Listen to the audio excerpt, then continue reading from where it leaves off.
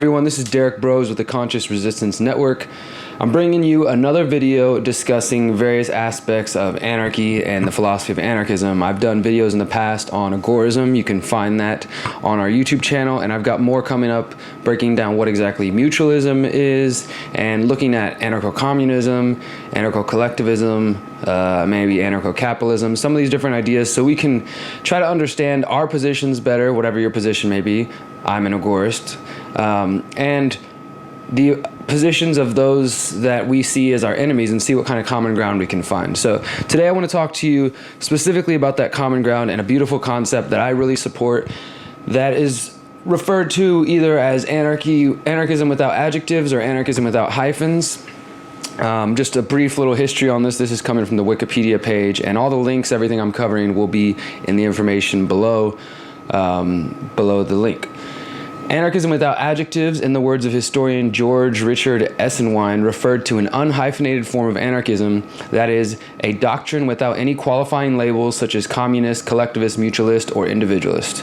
For others, it was simply understood as an attitude that tolerated the coexistence of different anarchist schools. In the 1920s, synthesis anarchism emerged as a form of anarchist organizations based on anarchism without adjectives principles. So this concept seems to have originated from two different anarchists, Cuban-born Fernando del Marmol and Ricardo Mella, who were troubled by the bitter debates between mutualist, individualist, and communist anarchists in the 1880s. Their use of the phrase anarchism without adjectives was an attempt to show greater tolerance between anarchist tendencies and to be clear that anarchists should not impose a preconceived economic plan on anyone, even in theory. So essentially what we have here is beginning with Proudhon in France and the first anarchists in Europe. As that started to spread, there was a lot of division between the anarcho-collectivists and the anarcho-communists, and they're fighting over who they thought was a real anarchist and who wasn't. Meanwhile, in America, we have the situation playing out more with the individualist anarchists versus the anarcho-communists. And now today you have some who identify as anarcho-communists or libertarian anarchists or things like this, typically seen on the right, who are considered not to be real anarchists by those on the left of anarchy, the anarchist spectrum.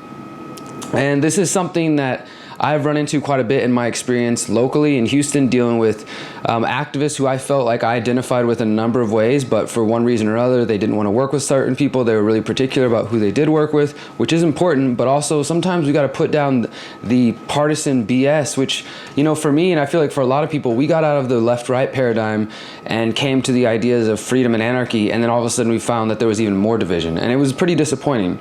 So this is something that I promote in my book right here, The Conscious Resistance, Reflections on Anarchy and Spirituality. I'm going to read you briefly from chapter 4. As we're going through the history of anarchism, we get into, myself and John Vibes, we talk about anarchism without hyphens. As with many other popular schools of thought, anarchism has evolved and even splintered off over the years in various directions, creating a number of subsects within the philosophy. In the 1870s, Europe saw a great divide between anarcho-communists and anarcho-collectivists. Around that same time, American anarchists were debating the pros and cons of individualist and communist anarchist thought. As a result, anarchist philosophers in Europe and America began calling for anarchism without adjectives, which was essentially an acceptance of those who believe in self-governance and a lack of coercion, regardless of their particular economic solution. More recently, libertarian activist and writer Karl Hess, who I will be doing a video about soon because you should know all about him, discussed the need for what he called anarchism without hyphens. Hess was well known for working in and out of political circles with anarchists on the left and the right. Now, there's this really awesome quote from him in his essay, Anarchy Without Hyphens, that is a little long, but I'm going to read you briefly a part of it.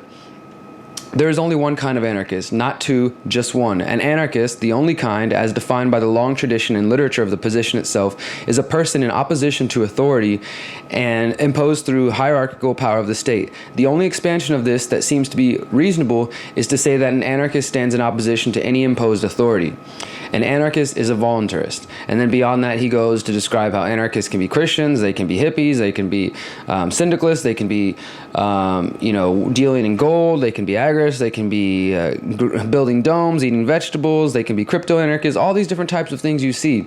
But they spring from a single seed. No matter the flowering of their ideas, the seed is liberty. And that is all it is. It is not a socialist seed. It is not a capitalist seed. It is not a mystical seed. It is not a determinist seed. It is simply a statement. We can be free. After that, it's all choice and chance. Anarchism, liberty, does not tell you a thing about how free people will behave or what arrangements they will make. It simply says that people have the capacity to make arrangements. Anarchism is not normative. It does not say how to be free. It says only that freedom and liberty can exist.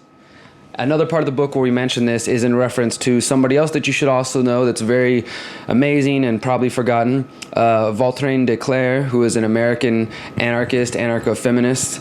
And she was also somebody who called for anarchism without hyphens and to support all types of anarchists, those who oppose the state. This is really awesome because she wrote this in her essay, Anarchism, in 1901, over 100 years ago, and anarchists are still fighting.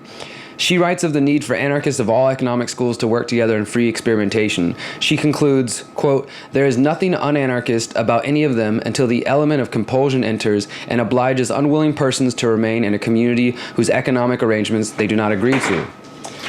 So, that's kind of where I'm at. I don't really care if you're an anarcho-capitalist, if you're a syndicalist, if you are a mutualist, a fellow agorist. To me, what we're trying to do is just get everybody to go through this little hole that says, hey, on the other side of this, you can do whatever you want as long as you don't aggress upon other people. You just go through this little hole that says liberty, anarchy, and on the other side, do whatever you want. And I understand, though, that there are some who believe so wholeheartedly that what we call capitalism, what gets called capitalism, and I don't really know what capitalism is because in the United States, at least, what we have is not, by definition, capitalism. As far as I can see, it's more of a, crony capitalism. The state is working with the corporations, and some would say this is an eventual evolvement of capitalism. This is what it leads to. I'm not sure I agree with that assessment, but I will say this: either way, even if you believe in capitalism, and most of the anarchists that I know and libertarian-minded people who believe in capitalism, when we have conversations, all they truly mean is being able to trade in the marketplace amongst people without the state interfering and getting in between that. And I'm all fine for that. I believe in anarchism without adjectives, anarchism without hyphens, and the idea of panarchy, which I will do another video on, go deeper into panarchy and how we can all coexist, living in the same geographical area while living under different, governments or under different community rules and still have peace. It is possible. We just have to evolve and continue to work on ourselves and not get caught up in ego and all the bullshit that says that I'm right, my view's right, anybody else I need to ignore, I need to bash them. The threat is the state. The threat is the state and its corporate partners. We need to wake up to that and realize that we are the answer. Go within, localize. Inside here is the best you can do. And then localize in your own community and start building solutions. Personally, I'm an agorist, which means I work in the counter economy, and I try to build counter institutions to the state and the media, health, gardening, economy, everything, so that I can counter them and build the next world as they collapse and crumble under their own weight. You do what you do, and I hope that when we meet on the other side, we can be comrades, we can be allies, and we can work towards creating a new world. Thank you guys for listening. Please subscribe, give us a like, thumbs up. Talk to you soon. Until next time, if you can hear this, you are the resistance. Peace.